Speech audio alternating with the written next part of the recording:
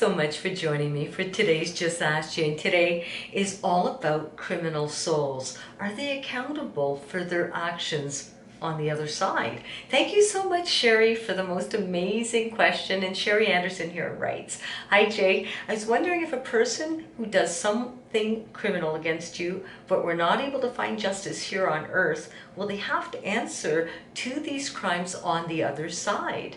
Do they feel your pain you're still going through?" Love, Sherry. Sherry, thank you so much. And it must be such a difficult question to ask, because I'm going to tell you, when someone does something criminal on this side of the fence, we're thinking that they should be held accountable for their actions. Well, of course they should.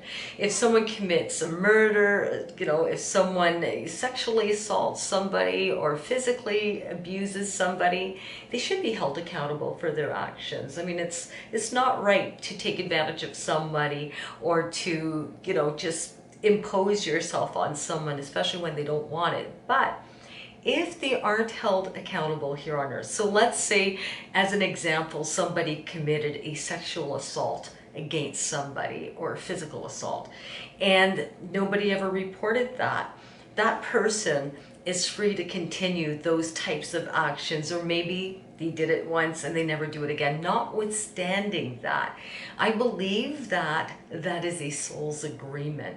I believe that before we come into being, Sherry, that we make agreements with other souls to go through certain lessons, difficult ones or easy ones. We need to learn emotionally, physically, and mentally what it is that we want and what we don't want here on earth. And we need to also grow from these experiences. And I call it breaking the mold. When you're breaking a habit or something that was imposed on you, when you're not repeating that habit, you've managed to break that mold from the experiences physically, mentally, or sexually, or whatever that you've experienced that had a negative effect on your being.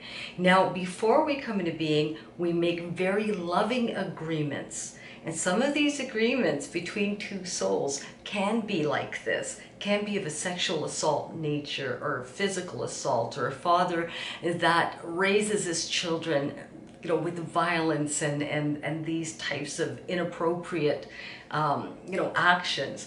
But at the end of the day, these are agreements that were made before coming to being. Now, someone would say, well, Jay, what the heck are you talking about here? Are you freaking nuts?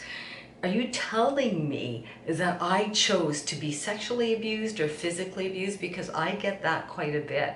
And I tell people, yes. You are a highly evolved energy that took on a very difficult path so that you could break away from that.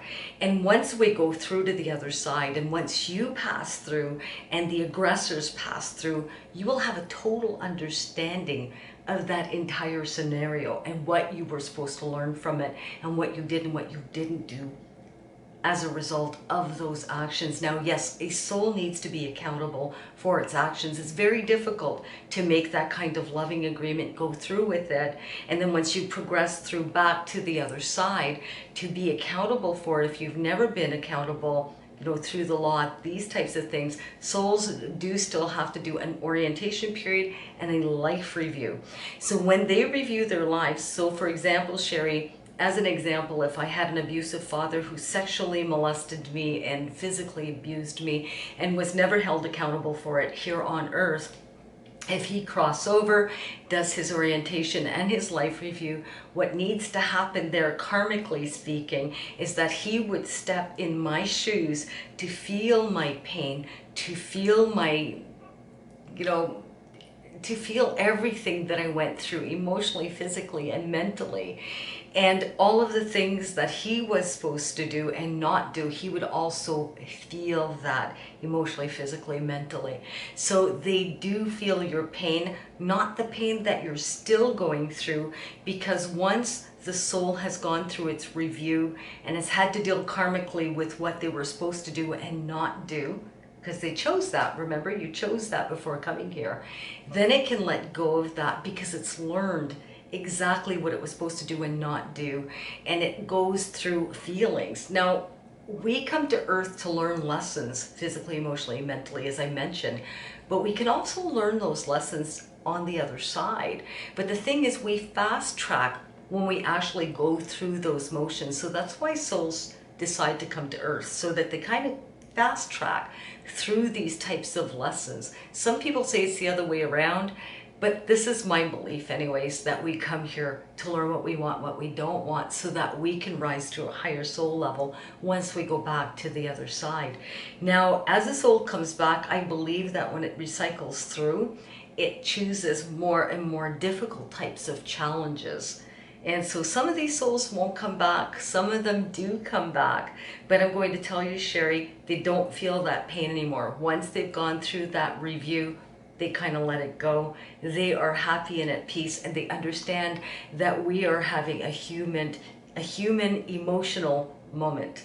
So that's what they're understanding. So I hope that you understand this. A lot of people, really won't like these answers, but basically the soul is very loving. It knows what it needs to learn, and you never know, Sherry, you could become the aggressor in the next life. You could decide to do that to someone, and why would a soul choose that? It knows what it needs to learn.